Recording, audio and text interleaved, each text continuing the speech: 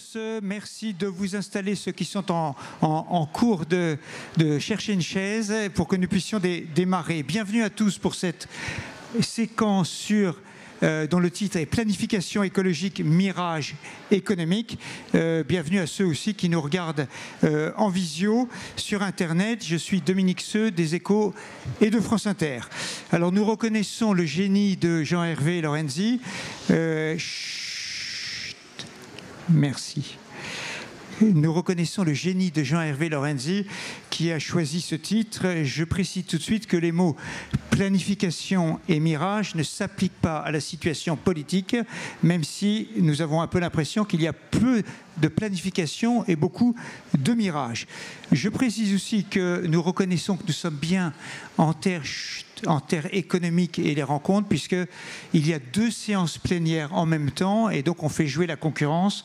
Donc je compte absolument sur vous pour que les applaudissements ici soient plus forts que les applaudissements à côté. Sur ce sujet, voilà.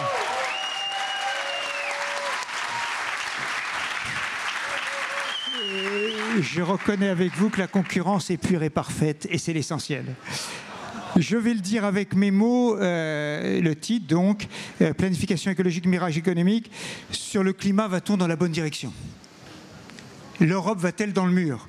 Est-ce qu'on est en train de se tirer une balle dans le pied en étant les meilleurs élèves ? Sur le plan théorique, non, il faut aller vite. Sur le plan pratique, est-on en train d'atteindre les bons objectifs, sachant qu'il y a un consensus évidemment sur les risques, mais il n'y a pas de consensus sur les solutions. La grande question, que ce soit sur l'automobile, sur les logements, sur les transports d'une manière générale, l'aviation, la production d'énergie, c'est, y a-t-il un backlash en ce moment ? Y a-t-il un rejet par les opinions publiques ? Et on l'a vu au moment des élections européennes et peut-être en ce moment. Table évidemment très prestigieuse. Patrick Geoffron, économiste du Cercle et enseignant à Paris-Dauphine. Estelle Brachlianoff, bonjour à vous, à la tête de Veolia depuis 2022, numéro 1 mondial de l'eau et des déchets. Thierry Déaut, bonjour à vous, qui a créé en 2005 Meridiam, leader du financement d'infrastructures dans le monde entier et dans beaucoup de domaines. Guillaume Faury, chez Airbus, naturellement, qui est à la tête de l'entreprise depuis un peu plus de 5 ans. Alors une entreprise, Airbus, qui va très bien, mais qui a quand même des problèmes, on le voit en ce moment, et pas seulement sur le cours de bourse, dans sa supply chain. Il nous en parlera. Luc Rémond, qui est à la tête depuis bientôt 2 ans, ça doit être ça, septembre, je crois, à la tête d'EDF. Bienvenue à vous, et je cède immédiatement la parole à Patrice pour cadrer notre sujet. Oui, bonjour à toutes et à tous. Merci d'avoir chauffé la salle. Il fait une demi-douzaine de degrés de moins que l'an dernier. Et donc, grâce à toi, on est dans une atmosphère qui se rapproche de ce qu'on a connu. Donc, la question qui nous est posée grâce au génie de Jean-Hervé, c'est planification écologique, mirage économique. Alors, je vois beaucoup d'expertise sur ces questions dans la salle. Donc, je vais commencer par un quiz. Qui peut dire, simplement en levant la main, et désolé pour la traduction, ce qu'est le SGPE ? Charles, tu lèves la main. Voilà. La PPE. Oui, très bien. La SNBC.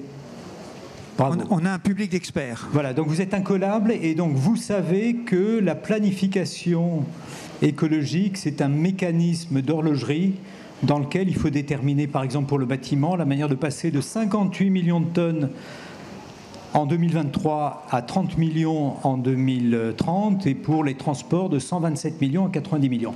C'est un mécanisme d'horlogerie. Mais patatras, ce qui est ressorti des urnes il y a quelques semaines, ce qui pourrait ressortir des urnes demain, ce qui pourrait sortir des urnes de l'autre côté de l'Atlantique à l'automne prochain, ne va pas du tout dans cette direction. Donc on pourrait reformuler et tordre un peu le génie de Jean-Hervé et dire est-ce que la question qui se pose à nous n'est pas plutôt planification écologique, mirage politique ? On a une vraie problématique de cet ordre. Alors je vais balayer tout ça et moi ma conviction c'est que de toute façon le backlash peut être un épisode mais n'est pas durablement une option pour 3-4 raisons que je vais décliner assez rapidement qui seront résolument déterministes et optimistes et en tordant peut-être un peu la réalité. Le premier élément c'est qu'en tout cas en Europe on est un vieux continent de pays émergents qui a cramé à peu près tout ce qu'on pouvait cramer. On importe en Europe 90% du pétrole et du gaz. En France, 99% du pétrole, 95% du gaz. Cette affaire, en 2022, nous a coûté collectivement en Europe 700 milliards d'euros.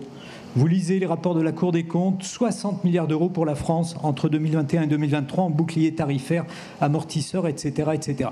Donc évidemment, c'est un fusil à un coup. On ne peut pas se permettre de rester dans un monde dans lequel, finalement, les tensions énergétiques fortement chargées de géopolitique nous sont, entre guillemets, hostiles.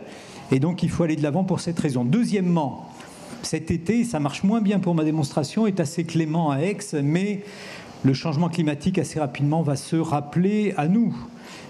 Si vous avez écouté ce matin la table ronde à laquelle participait le patron d'AXA, il nous a expliqué que l'espace de ce qui va pouvoir devenir assurable est en train de se contracter, sauf évidemment envisager une politique volontariste et d'avancer de manière très déterminée. En France, vous avez 48% du territoire qui est soumis au gonflement et rétraction des argiles, ce qui peut être d'ailleurs un problème pour des opérateurs de tuyaux, pas simplement pour nos concitoyens. À peu près 10 millions de ménages sont susceptibles d'être concernés.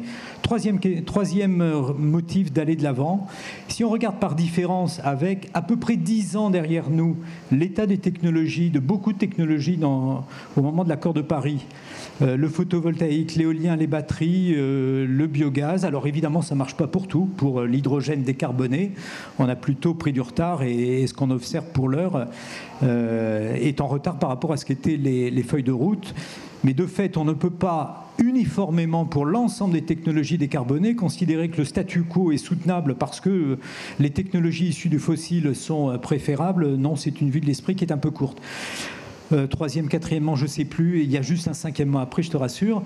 Je me retourne vers les entreprises. Moi, il me semble que vos entreprises, celles qui sont dans la salle, déterminent des feuilles de route. Alors évidemment, en fonction des orientations publiques et des financements publics, dans des modèles de financement dans lesquels on trouve de l'argent privé, de l'argent public très généralement, mais ce n'est pas le seul déterminant. Vous êtes dans des écosystèmes dans lesquels vous êtes conduit à vous comparer avec des best-in-class, donc c'est un des éléments de la concurrence. Vos collaborateurs, vos collaboratrices, si on regarde un sondage de l'IFOP au mois de mars, disent que pour 85% d'entre elles et d'entre eux, le climat est un gros sujet, que pour 75%, c'est à l'État d'agir, mais que pour 69%, c'est à vos entreprises, donc à leurs entreprises, d'agir également. Et enfin, dernier élément qui me paraît probablement qui est le plus difficile à énoncer, mais qui, à mes yeux d'économiste, en prenant une petite profondeur historique, est essentiel. Il se trouve, nous disent différents scénarios, et notamment l'Agence internationale de l'énergie, qu'on a devant nous, à quelques années, avant 2030 en toute hypothèse, l'inversion de la courbe des émissions de gaz à effet de serre, ce qui ne s'est jamais produit en période de paix, évidemment, ou en période hors période de crise sanitaire. On a eu un effondrement au moment du Covid, on a eu un effondrement au moment de la chute du mur de Berlin, de la crise financière de la fin des années 2000, mais on n'est pas encore dans la phase où globalement on a découplé la croissance mondiale en émettant de moins en moins de gaz à effet de serre. C'est ce qui est devant nous à quelques années. Alors pas au bon rythme. Ensuite, il faudrait avoir, nous dit le GIEC, réduit les émissions de 45%. En 2030, on sera au mieux à 5%. Mais même à 5%, on sera dans un nouveau monde, parce que ce monde dans lequel on crée de la richesse en brûlant de moins en moins de carbone, pour le dire très rapidement, eh bien, c'est un monde qui est tout différent de celui dans lequel nous observons cette formidable croissance depuis 2 siècles. Voilà, Dominique, merci beaucoup. Merci, Patrice. Merci, Patrice. Alors, il y avait un petit sous-titre qui était constance des entreprises, inconstance des politiques. On va voir si ça se... Oui, l'important d'être constant. Voilà, si ça se confirme. Donc, 4 entrepreneurs qui ont des activités qui s'inscrivent vraiment dans le long terme. Estelle Brakhnianov, on a fait à la fois par ordre alphabétique et par ordre d'organisation sur la table. Rappelez-nous peut-être quels sont les défis du secteur de l'eau dans la question environnementale. Et évidemment, on sait que les tuyaux sont parfois un peu vétustes. Comment est-ce qu'on convainc les collectivités locales? Comment est-ce qu'on convainc les consommateurs finaux sur le prix aussi d'investir, de changer la donne? Mais d'abord, est-ce que vous voyez un retour de bâton, un backlash, comme on dit, sur les questions environnementales avec les dizaines de milliers de responsables locaux que vous voyez dans le monde entier? Alors, vous allez voir une vraie cohérence avec ce qui vient d'être dit, puisque si le sujet c'est est-ce que l'écologie est un mirage, est-ce que c'est fini ? On n'en a plus parlé pendant les élections européennes, soyons clairs, ou pendant les élections ces dernières semaines. Et pour autant, je suis convaincue qu'il y a un vrai besoin et une demande des populations d'agir maintenant et d'agir vite. Pour deux raisons. Le premier, c'est celui que vous avez rappelé, c'est qu'il y a des réalités physiques. Vous avez parlé d'eau. Une des premières conséquences du dérèglement climatique, c'est sur l'eau. C'est trop d'eau ou pas assez d'eau, ou pas au bon moment, ou pas au bon endroit. C'est pour ça qu'on a des inondations suivies de sécheresse ou l'inverse, et je pourrais continuer les exemples. Et les populations partout dans le monde l'ont très bien compris. Le sujet des assurances aux États-Unis, il y a 20% de la population américaine qui a un énorme sujet d'assurance qui a été multiplié par 4 ou 5 déjà aujourd'hui. Vous avez situé la situation de la France. Il y a eu des méga-feux, des sécheresses. Tout le monde l'a compris. Et ça m'amène mon deuxième point qui est qu'est-ce qu'en pensent vraiment les populations. Et je n'ai pas dit l'offre politique, je fais un distinguo entre les deux. Qu'est-ce qu'en pensent les populations ? Elles ont bien compris tout ça. On a fait un baromètre au niveau mondial sur 30 000 personnes dans 26 pays qui dit clairement que 2/3 de la population mondiale a compris que le coût de l'inaction serait plus important que le coût de l'action aujourd'hui. Donc, pour tous ceux qui voudraient opposer la fin du monde et la fin du mois, ça n'est plus ou ça n'est pas la question. Aujourd'hui, les solutions pour l'écologie, qu'il s'agisse de l'eau, du recyclage, qu'il s'agisse d'enlever des polluants dans toutes sortes de milieux, l'eau ou l'air, c'est des solutions pour l'écologie qui protègent nos concitoyens. Qui protègent de quoi ? Qui protègent d'une augmentation de prix, donc qui protègent le pouvoir d'achat, qui protègent leur santé. Quand on est en train de parler de polluants dans l'eau, les PFAS, les perturbateurs endocriniens, c'est de ça dont on parle. Et qui protègent même les territoires et la richesse des territoires en France, des petites villes, des moyennes villes, des villages, des zones rurales, et d'une forme donc de qualité de vie sur ces territoires en France. Et donc, est-ce que l'offre politique ressemble à ce que je suis en train de dire ? Pas nécessairement. On a eu beaucoup d'antagonismes qui ont été créés, comme s'il y aurait la fin du monde et la fin du mois, ou comme si la faute de tout ça, ce serait l'Union européenne. On voit bien que si on trouve une troisième voie qui est dans la solution, qui est dans le concret, qu'est-ce qui peut être mis à l'échelle, qu'est-ce qui fonctionne, et c'est là que les entreprises ont évidemment un rôle à jouer majeur, et que, encore une fois, on est dans une écologie qui protège la santé et le pouvoir d'achat. Ce que l'on constate, et c'est partout, c'est qu'au contraire, nos concitoyens ont envie de plus, pas de moins. Et donc, pour dire la chose autrement, qu'on vote Biden ou Trump en novembre prochain, sous réserve que ce soit ça qui est sur le ticket en novembre prochain, ce que je viens de vous dire est tout à fait aussi valide. En France, ça veut dire en France, non, aux États-Unis. Encore une fois, ce baromètre, il est mondial, oui. Et donc en France, on a la même question qui se pose et la même réponse. Nos concitoyens veulent de l'écologie qui protège leur santé et leur pouvoir d'achat. Et c'est ça qu'on peut leur offrir. Mais ça veut dire que, en fait, ça ne marche que s'il y a des résultats concrets à montrer. Et dans votre secteur, vous pouvez montrer une amélioration de la qualité de l'eau, mais il faut... Parce qu'évidemment, quand c'est très très haut et qu'on dit aux opinions, les émissions de gaz à effet de serre ont baissé de 5% en France, c'est bien, mais ça n'est pas très parlant dans la vie de tous les jours. Vous dites, en fait, on peut apporter, et vous le montrez, des résultats sur la santé, etc. Voilà, alors quand on parle de sauver la planète, de l'ONU, des COP, de tout ça, il y a une partie de la population qui décroche. Mais ce dont je vous parle, c'est pas ça. C'est la santé, la qualité de vie, l'environnement immédiat, pour moi, pour mes enfants un jour. Et ça, c'est du concret. Il faut que ce soit à l'échelle du territoire. Je vais vous donner un exemple concret. Sur le pouvoir d'achat. Aujourd'hui, la facture d'eau en France, c'est en gros à peu près 1% du budget des ménages. Si on ne fait rien, oui, il y a un risque qu'elle augmente. Parce qu'à un moment donné, on aura des événements extrêmes, il se passeront des situations de crise et ça coûte très cher. On est capable, avec toutes les solutions qui existent aujourd'hui, de faire en sorte que dans les prochaines années, on reste à 1% du budget des ménages. Et par contre, si on ne fait rien, c'est autre chose. Et ça, les Français l'ont très bien compris. Encore une fois, c'est pas juste moi qui vous le dis, c'est eux qui nous disent au travers de ce baromètre. Et ces solutions, c'est quoi? C'est des économies d'eau à la maison, en faisant attention au fait que quand on ouvre son robinet, c'est 12 litres par minute quand même qu'il y a, qu'on dépense. Quand vous avez des réseaux de distribution d'eau, évitons les fuites. C'est 1 litre sur 5 aujourd'hui, mais il y a des très grosses différences entre des zones et d'autres. Et on peut utiliser d'ailleurs le digital pour repérer les fuites, plutôt juste que de remplacer les tuyaux à l'aveugle. C'est de la réutilisation des eaux usées quand on est en zone côtière. Et donc, toutes ces solutions, ça permet de faire en sorte qu'on reste à 1% du budget des ménages. Donc c'est une écologie qui protège, y compris le pouvoir d'achat. Un dernier point pour ce premier tour en ce qui vous concerne. Est-ce que vous mettez en place de manière généraliser la tarification à la consommation, par exemple? On sait qu'un certain nombre de villes, Montpellier a beaucoup fait parler d'eux il y a quelques années ou quelques mois là-dessus. Est-ce que vous poussez là-dessus? Est-ce qu'il faut avoir un peu d'imagination marketing et commerciale? Alors, la question se pose à mon sens un petit peu différemment. Alors déjà, pour commencer, ce n'est pas Veolia ou ses concurrents qui fixent les tarifs ou la tarification, c'est une décision publique et c'est tout à fait normal parce que c'est un projet politique à l'échelle d'une ville. Après, les villes, certaines ont mis en place différents systèmes de tarification, mais vous imaginez quand on est dans une ville où il y a beaucoup de grands ensembles, où il y a une seule facture d'eau qui est pour l'immeuble et qu'après elle est répartie sur les appartements, ou quand vous êtes dans une ville où vous avez beaucoup d'habitats individuels, de petites maisons, en périurbain, la question se pose très différemment et c'est normal que ce soit aux maires de savoir qu'est-ce qui est le plus pertinent pour leur ville.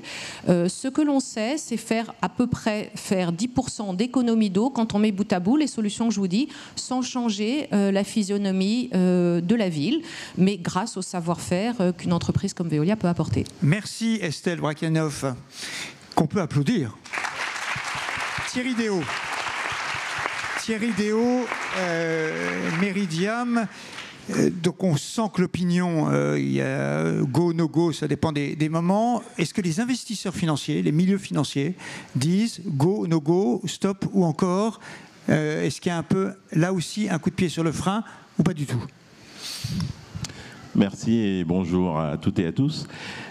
D'abord, la transition en matière d'investissement continue d'être une opportunité sérieuse.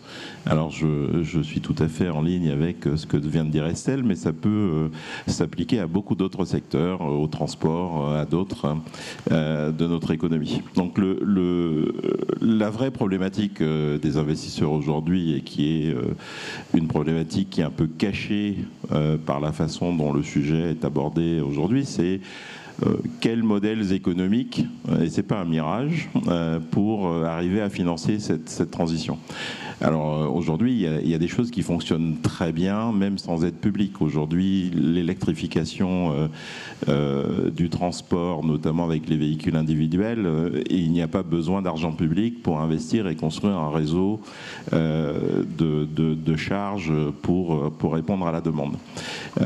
Par contre, il y a des secteurs, l'eau ou d'autres, où il faut une participation public. Donc, modèle économique, il y en a qui existent, il y en a qui sont soutenables déjà aujourd'hui parce que l'usager a la capacité de payer. Et puis, il y a des modèles économiques qu'il faut rendre soutenables. Et ça était l'objet d'un certain nombre de choix politiques. Trump ou Biden, je doute que l'AERA soit totalement remis en question.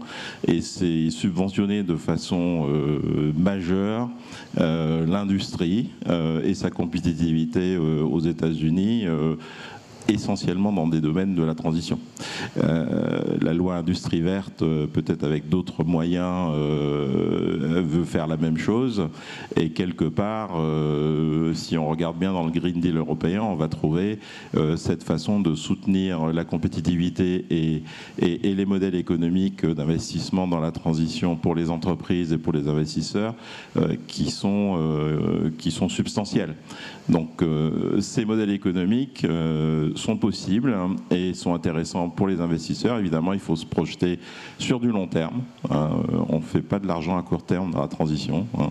Et puis, il faut se projeter dans un espace où, en fait, on est face à une société civile, à des consommateurs qui ont de vrais enjeux. Parce qu'aujourd'hui, et c'est là où je viens au volet modèle économique, il n'existe pas tout seul. Il est à la fois influencé par les politiques publiques, et donc il faut que ces politiques publiques restent constantes, donnent de la visibilité et répondent aux attentes de la société civile.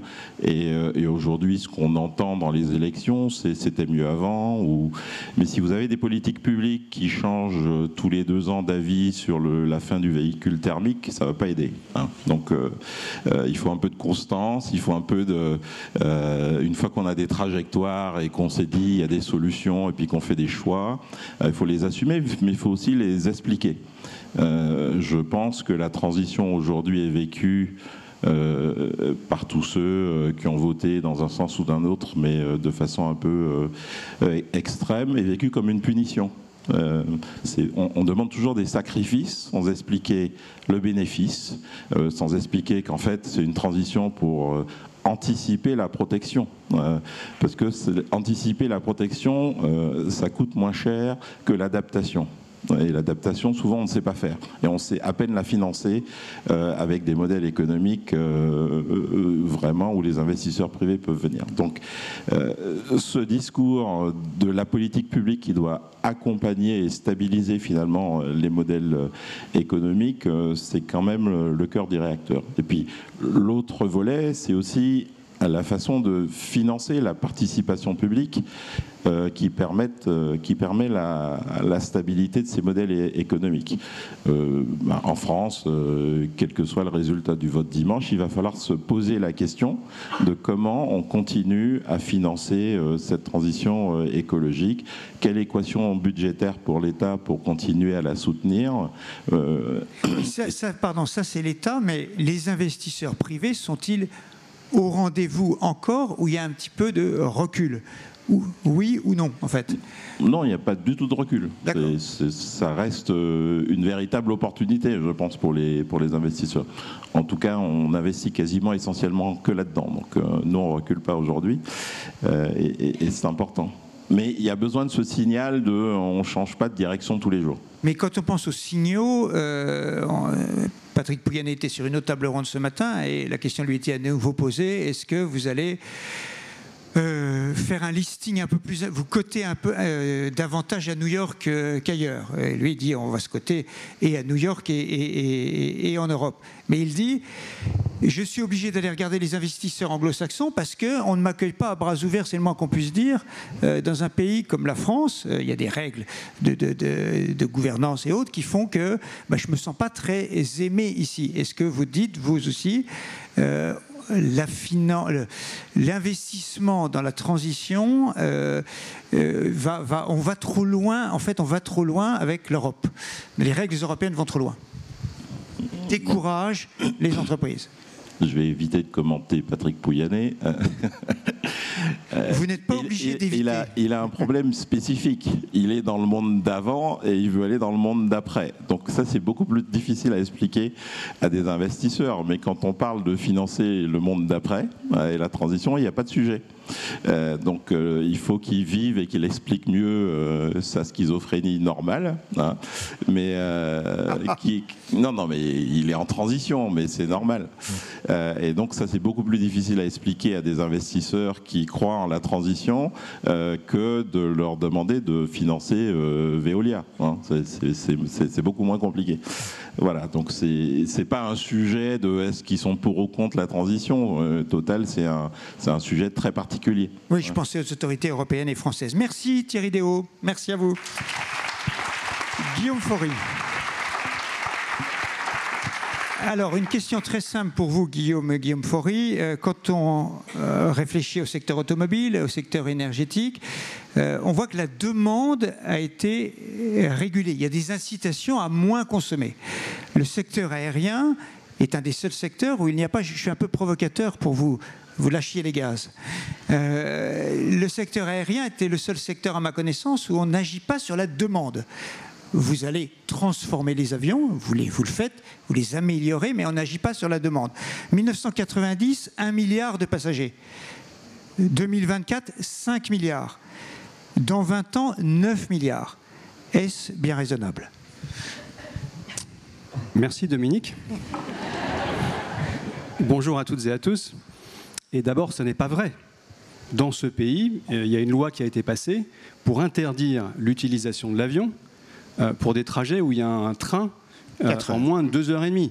On ne peut pas faire plus punitif et plus dans l'esprit d'imposer des solutions plutôt que des objectifs aux industriels et aux acteurs du transport. Donc c'est factuellement faux et on a vu d'autres exemples sur des aéroports avec des limitations de volume. Et en fait, ça ne marche pas. Ça ne marche pas parce qu'effectivement, on a depuis la fin de la Deuxième Guerre mondiale un trafic qui a doublé tous les 15 ans. Et on voit qu'on n'est qu'au tout début de l'aviation. Et on est au tout début de l'aviation parce que c'est le moyen de transport de très loin le plus rapide sur la planète. Enfin, il est incomparable. C'est aussi devenu le moyen de transport le plus sûr. Et c'est devenu un moyen de transport très démocratique. Les gens qui sont anti-aviation disent que c'est un moyen de transport pour les riches. La réalité du transport aérien, en particulier des compagnies low cost, c'est qu'elles se font agresser par les pouvoirs publics ou d'autres acteurs parce que leurs billets d'avion ne sont pas assez chers. Et que du coup, il y a beaucoup de demandes. Donc on est effectivement dans une situation où il faut reconnaître qu'on n'est qu'au tout début de l'aviation. Alors on est au tout début de l'aviation si on réussit la transition écologique, si on réussit à décarboner l'aviation.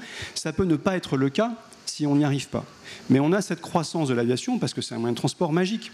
Il est magique aussi par rapport à la protection de la planète. Parce que c'est le seul moyen de transport qui n'a pas besoin d'infrastructures au sol, qui endommage énormément les écosystèmes, parce que l'infrastructure, elle est 100% naturelle, elle nous a été fournie par la planète Terre, c'est l'air. Et on vole sur l'air, il faut un aéroport au départ, un aéroport à l'arrivée, mais rien entre les deux, et donc cette capacité à connecter. Et donc on est dans une situation où la demande est énorme, alors qu'elle est qu'au tout début de son histoire. Et je pense que la question qui a été posée tout à l'heure, et merci de l'avoir reformulée, c'est la suivante. On est beaucoup d'humains sur la Terre, on a un niveau de vie qui est en croissance d'ailleurs, en très forte croissance pour des pays comme les pays en voie de développement, où il y a l'accession à beaucoup de choses qui se fait en ce moment.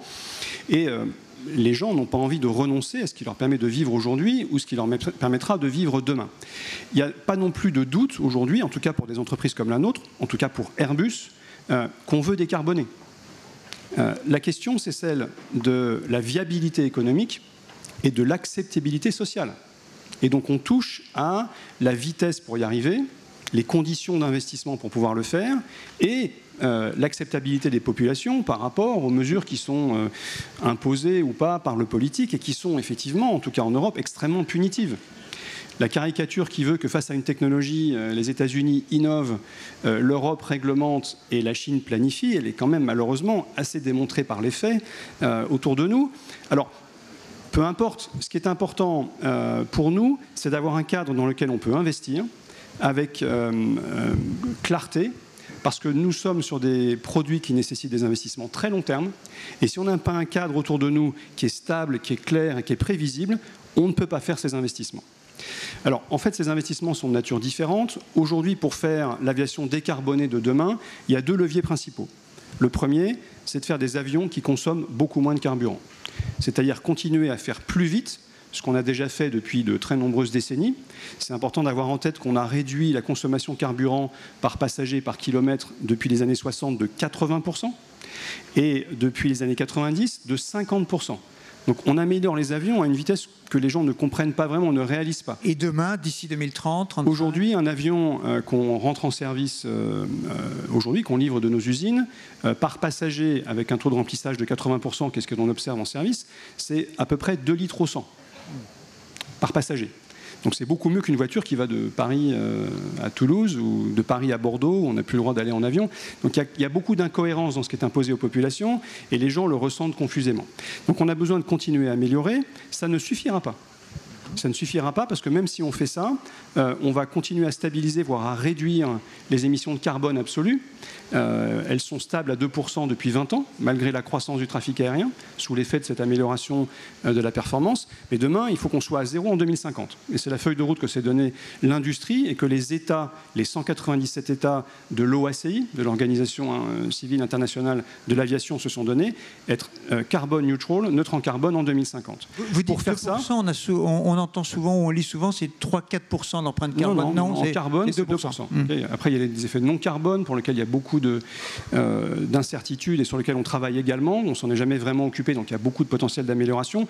Le truc le plus dur, c'est vraiment la consommation de carburant et donc le carbone. Et c'est celui-là qui est... Donc là, ça avance bien et il y a des bonnes perspectives, feuilles de route, mais ça ne suffit pas. Convergence de l'ensemble des acteurs.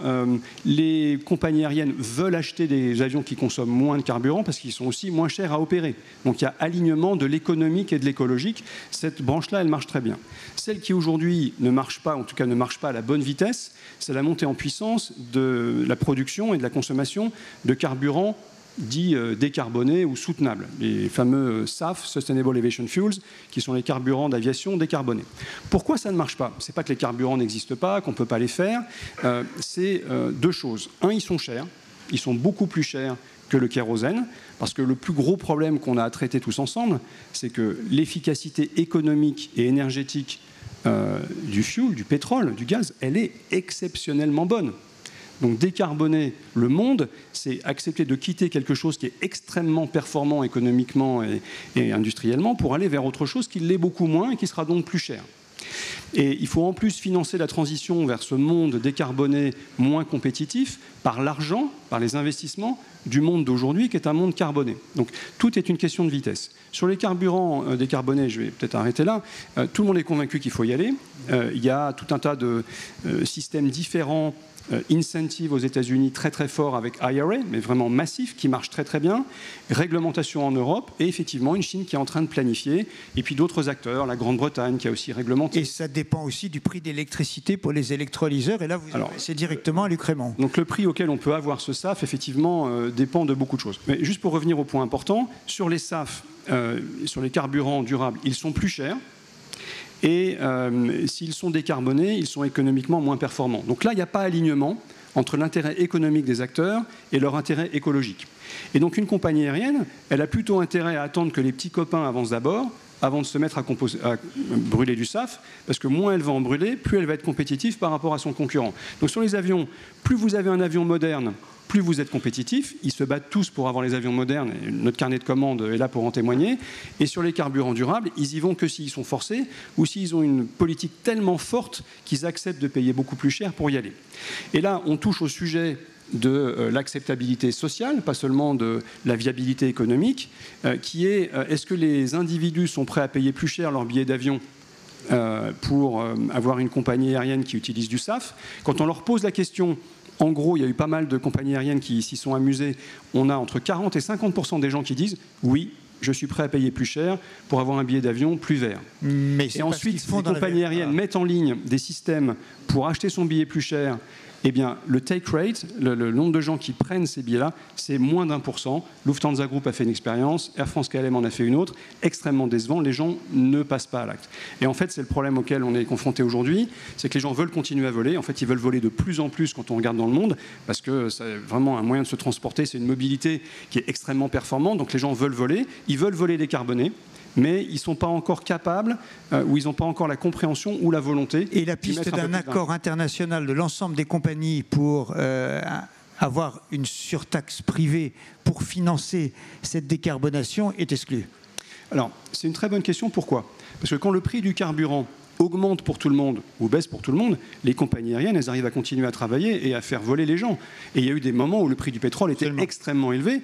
Le trafic aérien a continué à monter de la même façon. Donc ce n'est pas une question du prix du carburant dans l'absolu, c'est vraiment une question de compétitivité relative. Et aujourd'hui, même si les compagnies aériennes étaient prêtes à y aller ensemble, ça n'est malheureusement pas le cas, même si elles étaient prêtes, les plaques géographiques et les pays ont pris des postures et des réglementations et des attitudes tellement différentes qu'aujourd'hui on est encore dans le problème du level playing field.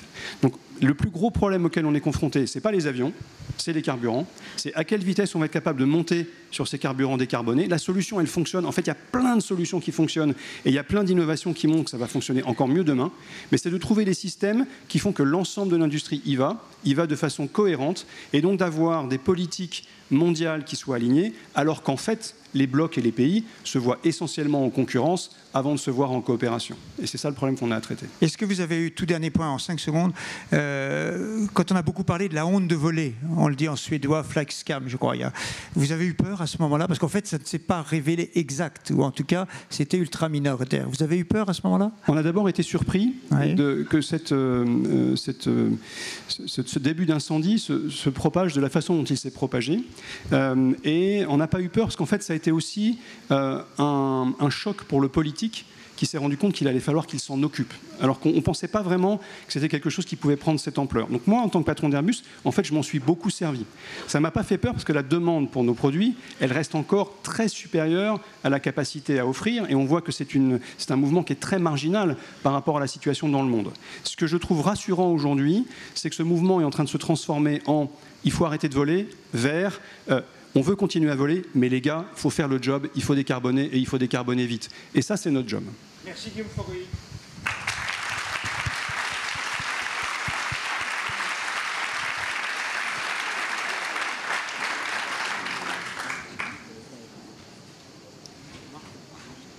Oui, ça marche, pardon. Luc Rémond, Airbus sort un avion tous les 2 jours d'une usine et vous sortez un réacteur tous les 25 ans. C'est dire si vous êtes dans le long terme et la planification. J'ai 2 questions pour vous. La première, c'est il y a 2 ans, on avait l'impression de ne pas avoir assez d'électricité. Aujourd'hui, on a presque l'impression d'en avoir trop. Donc comment on agit, comment on est dans un monde un petit peu où les prévisions sont compliquées. Et la seconde chose, la seconde question, j'ai envie que nous avons tous envie d'être convaincus que le calendrier et le modèle économique des EPR2 soient respectés et crédibles. Essayez de nous convaincre. Merci Dominique. Bonjour. Et je ne vous ai pas posé de questions sur Flamanville encore. Oui, je sais que ça va venir. Bonjour à toutes, bonjour à tous. Je vais commencer par l'électricité, puisque vous m'y invitez. Exactement à la même date l'année dernière, nous étions encore au cœur de la crise énergétique, électrique, qui se traduisait par, évidemment, les conséquences de l'invasion de l'Ukraine. Une situation industrielle particulière au groupe EDF qui était que nous devions faire face à un problème industriel sur notre parc de production nucléaire. Nous avons dépassé tout cela en 1 an. Et donc la conséquence, il y a 1 an, c'est que les prix de l'électricité étaient très élevés. Aujourd'hui, quand on parle du prix forward 1 an, c'est-à-dire le prix de l'électricité pour l'année prochaine sur les marchés de gros, il est divisé par 2 par rapport à l'année dernière, à la même période. Ça reflète quoi? Ça reflète qu'il y a toute l'électricité qu'il nous faut pour maintenant et pour les années qui viennent. Donc nous sommes revenus dans une situation normale dans laquelle on continue de travailler pour faire en sorte qu'il y ait encore plus d'électricité disponible pour que nos concitoyens puissent faire de façon raisonnée le choix de l'électricité dans leurs usages pour les années qui viennent, encore une fois, avec des marges de manœuvre qui sont importantes, puisque notre taux d'exportation quotidien aujourd'hui est entre 12 et 14 gigawatts tous les jours, ce qui veut dire que nous avons une base installée de production française qui sature très largement la demande française et est capable de répondre à la demande de nos pays voisins. Tout ça assurant donc une perspective de moyen terme sur les prix de l'électricité qui est désormais stabilisée, reflétant l'économie de l'électricité et permettant aussi, par le commerce de long terme, d'offrir des conditions qui donnent cette stabilité et cette visibilité aux clients, notamment professionnels. Plusieurs milliers ont signé des contrats maintenant jusqu'à l'horizon 2029. Ça donne donc la confiance qui est nécessaire pour faire le choix de l'électricité. Donc voilà un élément déterminant pour sortir de cette crise et aussi pour avoir une vision de long terme sur notre secteur qui est nécessaire pour accompagner la décarbonation et des choix avisés des clients. Voilà. Sur votre question sur un réacteur tous les 25 ans, écoutez, je pense que si Guillaume développait un avion tous les 25 ans et n'en produisait qu'un, il aurait quelques sujets quand même. Bon, il se trouve que nous, depuis 25 ans, c'est pas comme si la demande électrique avait augmenté non plus. Nous sommes aujourd'hui, en France, au niveau de demande électrique d'il y a 25 ans. Entre-temps, on a rajouté de la production renouvelable significative. Donc on a construit un réacteur parce que c'est la demande qu'il y avait. Si demain, tous les industriels, toutes les entreprises sont ici, me disent on fait le choix de l'électricité, donnez-nous les moyens physiques d'avoir l'électricité dont nous avons besoin à horizon de 5, 10, 15, 20 ans, nous les construirons et Thierry les financera. Oui, donc vous ne demandez pas aux Français, entreprises ou particuliers, de moins consommer d'électricité. Vous leur dites, changez vos usages, électrifiez Nous, on dit, vos on usages. est prêt pour l'électrification des usages. On a toute l'électricité qu'il faut. Et ceux qui feront le choix de l'électrification, nous les accompagnerons dans une électrification compétitive. Et ce n'est pas un renoncement. On a beaucoup parlé de planification. La planification, elle est possible du côté de l'offre. Toute entreprise fait sa planification sur l'offre. Elle détermine combien je vais investir l'année prochaine, combien je vais investir. Et c'est là que votre question est juste. Ce qui caractérise notre métier, c'est que nous, on doit faire une planification à 40 ans. Parce que, évidemment, la déformation des usages et le temps de réalisation des actifs de production et des réseaux nécessite une planification de long terme. Et donc nous avons besoin de prendre des risques à cet horizon-là, et c'est pour ça qu'une partie de ces risques relève aussi de la politique publique. Mais tout ne peut pas relever de la planification. L'essentiel, c'est ce qui se passe du côté du client. De celui Ça veut dire que les Français ne vont pas assez vite pour acheter une voiture électrique, par exemple. Je n'ai pas dit qu'ils n'allaient pas assez vite. C'est à nous de les convaincre que c'est un choix rationnel pour eux. C'est à nous de les convaincre. Dans n'importe quelle industrie, vous devez convaincre votre client que ce que vous lui proposez est une bonne chose pour son intérêt. Dans n'importe quelle industrie, il n'y a pas de raison que l'industrie de l'énergie fasse exception à ça. Et en plus, dans n'importe quelle industrie, si vous enfermez votre client dans un champ réglementaire fermé en disant « il faut que tu fasses ça, tu n'as pas le choix », qu'est-ce qu'il fait ? Il n'est pas content. Donc, c'est pas comme ça qu'on va réussir la décarbonation. Moi, ça fait plus de 10 ans que j'accompagne des clients dans le monde entier, industriels, particuliers, dans la décarbonation. Je vous garantis que la politique publique est une partie de la réponse, mais si on compte sur le fait que ce soit toute la réponse, on n'y arrive pas. Donc, on y arrive quand on prend la main des clients et qu'on apporte des solutions. Les solutions, c'est un panier de solutions, c'est des solutions techniques. Un bâtiment tertiaire moderne, il y a 10 ans, je vous donne juste cet exemple. Un bâtiment tertiaire moderne, il y a 10 ans, il dépensait 150 kWh par mètre carré et par an, 2 tiers de gaz, 1 tiers d'élec. Un bâtiment moderne aujourd'hui, il fait 60 kWh par mètre carré et par an, il coûte moins cher à construire et il est 100% élec. Voilà, donc c'est possible, mais c'est parce qu'on crée des options qu'on y arrive. Et au passage, on peut faire la même chose sur les bâtiments anciens en les rétrofitant. Donc c'est tout à fait possible. Simplement, ça se fait en accompagnant les clients, et c'est pour ça d'ailleurs que c'est le premier axe stratégique du groupe EDF, avant même la production. En tout cas, vous auriez suffisamment d'électricité, par exemple, pour mettre de la climatisation un peu partout en France. Et au passage, en été, elle serait 100% décarbonée, évidemment, donc n'hésitez pas. Question sur Flamanville. Question sur Flamanville. La divergence, c'est quand ? C'est imminent, cher Dominique. Alors, imminent, on va essayer d'être plus précis, parce qu'on a vu des communiqués disant quand même qu'il y avait eu, non pas, je ne sais pas s'il faut dire des incidents, mais des petites ultimes incertitudes sur Flamanville, ou des petites choses à revoir. Est-ce que... Donc, la divergence, c'est quand ? Donc, dites-nous, à mon avis, c'est pas avant demain soir. Il y a d'autres choses. Mais est-ce que c'est la semaine prochaine ? Est-ce que c'est... Et le branchement en réseau, et ça commence à fournir l'électricité quand ? Parce que ce sera quand même un événement considérable. Bien sûr, oui. Écoutez, on a des équipes qui travaillent évidemment jour et nuit, dont je souhaite qu'elles puissent travailler en toute sérénité, comme des bons industriels sur un objet technique qui est complexe. Et donc, on les laisse travailler pour que la divergence ait lieu rapidement. Voilà. Merci Luc Rémond. Mais voilà, quand je vous dis que c'est imminent, ça veut dire que ça ne se mesure pas en mois. Voilà. Merci Luc Rémond. Ça se mesure en jour ou en semaine. Merci à vous, merci à lui.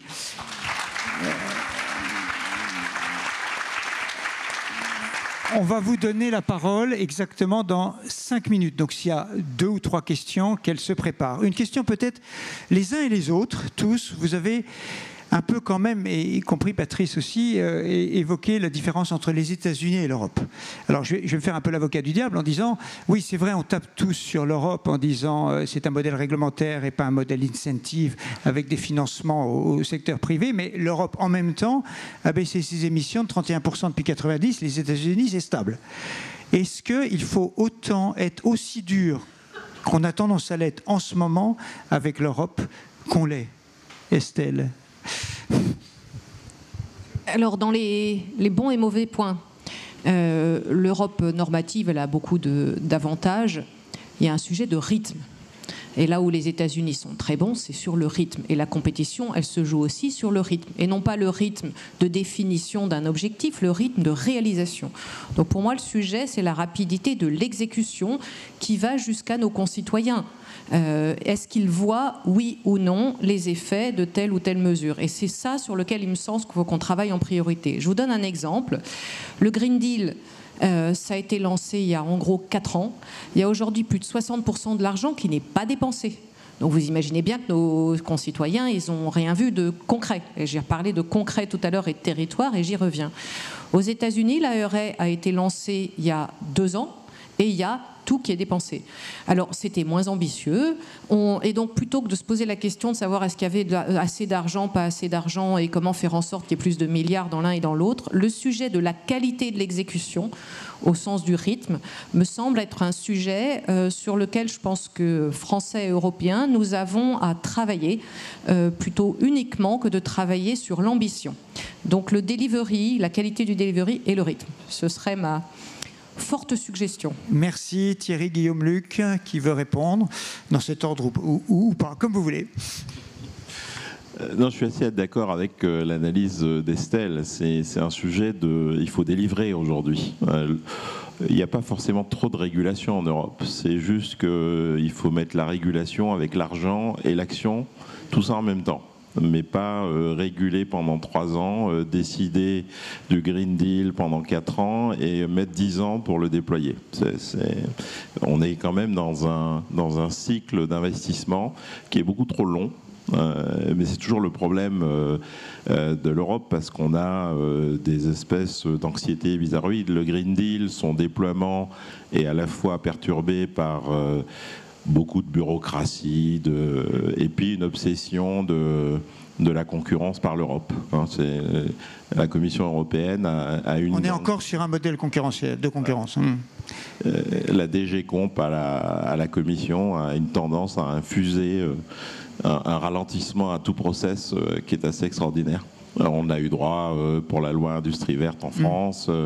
On a toujours ce frein et cette obsession qui est assez paradoxale parce que les États-Unis, qui par exemple sont quand même très à cheval sur les sujets de concurrence, balancent des milliards sans trop regarder. Voilà. Guillaume, Luc. Ouais, peut-être quelques mots. D'abord, Airbus, on est une entreprise européenne, au sens qu'on est une entreprise qui repose sur la coopération entre des pays européens, des industries. Et le point qui me paraît, le premier point que je voudrais mentionner, c'est que quand on arrive à créer en Europe l'effet d'échelle, la taille critique, en se regroupant entre nous, on arrive à être aussi compétitif que les États-Unis ou la Chine. Mais en revanche, quand on reste très morcelé dans nos métiers, qui sont des métiers de très gros investissements, très technologiques, avec peu de produits livrés, donc où la taille ou l'effet d'échelle est critique, si on ne se met pas ensemble, on n'y arrive pas. On est sous critique. Et on a réussi à le faire sur les avions commerciaux. On est leader mondial depuis 5 ans. On l'a fait dans le domaine des hélicoptères. On est aussi leader mondial. On l'avait fait à une époque avec Ariane. Puis le truc s'est un peu perdu dans des complexités administratives et on s'est raté au moment du changement de technologie et du changement de produit. Donc il va falloir refaire les choses. Dans les domaines où on n'a pas cette taille critique, et de mon point de vue, c'est la défense qui est le domaine le plus critique de ce point de vue-là, alors on est en retard. Je pense qu'avec les moyens égaux et à taille égale, on sait faire au moins aussi bien, si ce n'est mieux. mais malheureusement, on a cette fragmentation. Donc, l'Europe, on a vraiment besoin d'être capable de bosser ensemble et pas seulement d'avoir un terrain de jeu réglementaire commun. Mais... Ensuite, je pense qu'on peut être fier de nos valeurs et de nos intentions en Europe. En revanche, l'exécution a un vrai problème. Et le sujet réglementaire est aujourd'hui problématique pour nous comme pour beaucoup d'autres, parce qu'il y a une surréglementation, une espèce de folie réglementaire qui va à toute vitesse et qui rend le terrain de jeu impraticable. Et donc aujourd'hui, c'est un frein très important, alors qu'on a besoin d'un cadre réglementaire. On n'est pas anti-règlement. Chez Airbus, en fait, on a besoin de ce cadre réglementaire, mais aujourd'hui, on passe un temps monumental à être freiné par un nombre de règlements très très important, qui a peut-être chacun individuellement sa logique, mais qui globalement nous rend effectivement beaucoup trop lents par rapport à la vitesse à laquelle se passent les choses dans le monde. Merci. Avant de passer la parole à Luc, qui a des questions? 2 questions, on va prendre 2 questions. Alors ce sont celles-ci. Luc? Non, juste en 2 mots pour dire qu'on est aussi présent aux États-Unis et c'est un marché électrique assez différent du nôtre. Je ne pense pas que la situation américaine soit une panacée, même avec l'IRA. Et nous avons à la fois des maladies communes et puis des différences. Les maladies communes, c'est que nous sommes lents. Ils ne sont pas plus rapides que nous, au fond. Quand je compare à la Chine, en Chine, on construit 10 réacteurs nucléaires par an et on a une planification efficace qui est directement tournée vers l'exécution. Aux États-Unis comme en Europe, comme on construit peu d'infrastructures depuis longtemps, nous sommes globalement lents. La différence entre les deux, c'est qu'aux États-Unis, vous avez des pouvoirs publics qui expriment une intention simple et claire, avec des instruments simples et clairs qui sont exécutés rapidement. En Europe, il est clair, mes collègues l'ont dit, qu'on a une préférence pour la réglementation qui descend jusqu'à la vis de 4 et que ça ralentit le moteur. Donc, tant qu'on a cette préférence, on ira moins vite, alors que l'intention est meilleure en réalité. Le vrai problème aux États-Unis, c'est qu'il n'y a pas de prix du CO2, par exemple. Et ça, personne ne le dit. En combien de temps vous allez construire les EPR2 ? En moins de temps qu'il ne vous faut pour me répéter la question pendant 20 ans. Nous allons... Bien envoyé, je vais être clair là-dessus. Monsieur, une question. Bravo. Allez, 2 questions pour prendre la file. Oui, allez-y, monsieur. Pour Airbus, il y a un problème. Tout le monde sait que l'espace, c'est le 5e espace de guerre. Tesla est vraiment en avance. Vous avez dit est-ce qu'il y a vraiment une volonté politique, technologique, très vite d'avancer là-dedans, quel que soit le gouvernement, en France ou ailleurs? Est-ce qu'il y a une volonté, un projet qui va se mettre en place dans les mois à venir? Alors pour Veolia, d'après ce que j'ai lu, il y a 1 milliard d'eau qui sont dispersées. Ça coûte 4,3 milliards. Première question, qui paye l'addition? Le consommateur, vous ou les collectivités? Et est-ce que vous allez prendre des mesures pour baisser cette perte qui est énorme? Et quand? Et combien? Et dans quel délai? Alors, moins de 45 secondes pour chacune des réponses. Avant de prendre l'autre question. Alors, la bonne nouvelle, c'est qu'il y a une volonté. La mauvaise nouvelle, c'est qu'elle est très fragmentée. Et aujourd'hui, on n'a pas de feuille de route commune européenne pour y arriver. En fait, c'est la concurrence qui s'est mise en route il y a quelques années qui aggrave la fragmentation et qui fait que ces efforts individuels ne vont pas amener à l'effet d'échelle dont on a besoin. Je pense quand même que le lancement d'Ariane 6 et le retour à une situation avec plus de clarté et une offre d'accès à l'espace en Europe devrait réaligner quand même un certain nombre d'actions. Mais malheureusement aujourd'hui, et je suis le premier à le dire et à en souffrir, la feuille de route commune n'existe pas. Elle n'est pas sur la table. Ça dépend de quoi? Ça dépend de quoi? Ça dépend des volontés politiques, ça dépend de la volonté de se remettre ensemble, de partager et peut-être aussi de changer un certain nombre de règles en Europe. La règle du geo-return, du retour géographique, entraîne beaucoup de non-compétitivité et cette non-compétitivité, les pays la regardent, en souffrent et préfèrent lancer des initiatives nationales ou locales plutôt que de rester soumis à cette compétitivité. Donc il y a besoin que ça aille, it has to get worse before it gets better.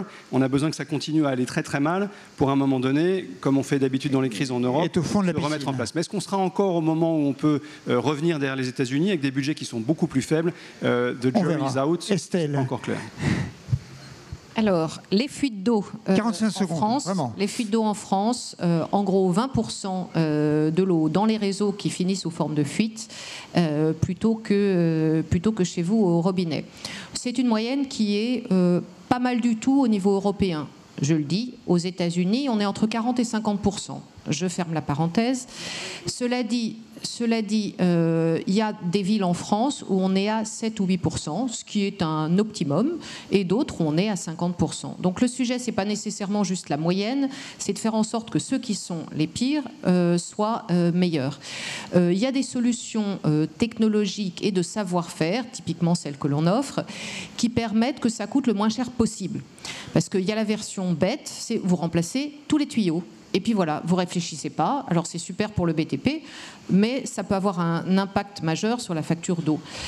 L'autre solution, c'est de détecter les fuites quand elles arrivent et donc d'aller directement remplacer le morceau de tuyau là où il y en a le plus besoin. C'est des capteurs, de l'intelligence artificielle, et c'est ça qu'on fait. La deuxième question, très courte. Bonjour. Oui, vous m'entendez bien? Merci. Moi, une question. Est-ce que vous pensez, je m'adresse à tous les 6, est-ce qu'une convention sur la planification écologique serait pertinente pour associer l'ensemble des parties prenantes, que ce soit le politique, mais aussi les entreprises? Parce que ça n'a pas été organisé, par exemple. C'est une vraie question que je me pose. Alors peut-être que Patrice peut donner son opinion, mais là encore, c'est même pas 45 secondes. Oui. Oui, non, mais ça s'est produit de différentes formes. Hein. Je ne pense pas qu'on a un défaut de coordination, on a un défaut de continuité dans l'action publique, me semble-t-il. Et il me semble, pour rebondir sur la question qui était soulevée sur la vision européenne, il me semble que dans le Green Deal, on a plus concrètement matérialisé les nécessités du Green et les contraintes liées au Green que le deal. Et moi, ce qui m'interroge, c'est que par rapport à nos concitoyens, encore une fois, là, on est coincé entre deux élections, on ne soit pas parvenu à expliquer. En Europe, on a 20% de la population, 20% qui est en précarité énergétique, qui a du mal à financer l'énergie à la maison. C'est des choses très concrètes. En France, on est à 10%. Et donc, on n'est pas expliqué que sur le logement, par exemple, on peut avoir, avec une action volontariste sur le logement, évidemment des gains d'efficacité, donc on émet moins. Mais surtout, on gagne également en matière patrimoniale, on gagne également dans les conditions dans lesquelles on peut traverser l'hiver, surtout traverser l'été. Et là, il me semble qu'on aurait pu avoir une belle convergence, mais qu'on n'a pas observé. Interrogation. Je vous pose une dernière question à chacun en 15-20 secondes. C'est difficile de ne pas la poser aujourd'hui. Quel est, pour chacun d'entre vous, à votre avis, l'enjeu de l'élection de demain? J'ai bien dit l'enjeu. Par ordre alphabétique inverse. Luc, c'est à vous. J'ai bien essayé de dire qu'il fallait que ce soit par ordre alphabétique. Écoutez, il y en a plein par définition. Vu de l'entreprise, je pense que c'est réussir à définir une cohésion nationale pour garder l'ambition de développer notre pays de façon soutenable sans nous entredéchirer. C'est ça l'enjeu, je pense. Merci.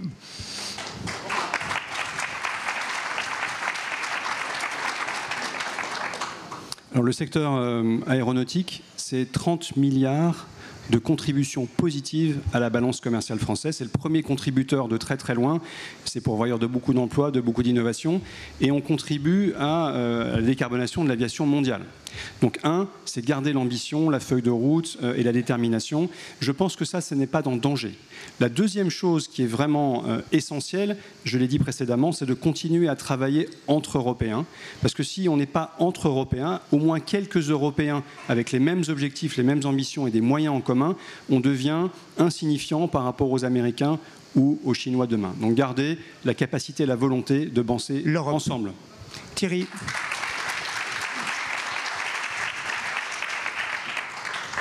L'enjeu majeur, ne pas revenir en arrière. Bon, déjà. Et le deuxième, c'est en effet la capacité de mettre en œuvre cette planification écologique qui a impliqué beaucoup de monde, hein, qui s'est pas faite tout seul à Matignon, l'expliquer et mettre les moyens en face. Donc ça, il va falloir qu'on le fasse ensemble, mettre les moyens budgétaires, l'équation budgétaire, l'explication à Madame Michu, hein, de pourquoi, qu'est-ce que j'y gagne, et tout ça faire ensemble. Merci Estelle. Pour moi, c'est de passer au concret, au territoire, sur les réalisations sur l'écologie, et que donc on ne jette pas le bébé avec l'eau du bain, parce que c'est pas ce que la population question allait un peu au-delà de l'écologie en réalité. Hein. Oui, c'est pas ce que la population nous dit, c'est qu'on revienne à du lien et au territoire et au concret et à l'action qui se voit, notamment sur le pouvoir d'achat, et qu'on concentre notre attention là-dessus. Merci. Patrice, c'est le mot de fin. Oui. Ben moi, ce qui me paraît important, c'est que ce soit le début de quelque chose. Moi, j'ai l'impression de faire le même métier que Luc, d'ériger des barrages et de gérer des barrages. Et ça fait 30 ans que ça dure, j'en ai marre. Donc il faut absolument que demain, après-demain, ce soit le début de quelque chose. Moi, j'aimerais bien en faire davantage. Hein. Si vous avez encore 1 heure, on peut en parler. Et pour que ce soit le début de quelque chose, il faut absolument, absolument que les questions dont on a traité pendant 7 heures soient au cœur du débat qui va s'ouvrir à partir de lundi. Merci à tous d'avoir assisté à cette table ronde et bon appétit.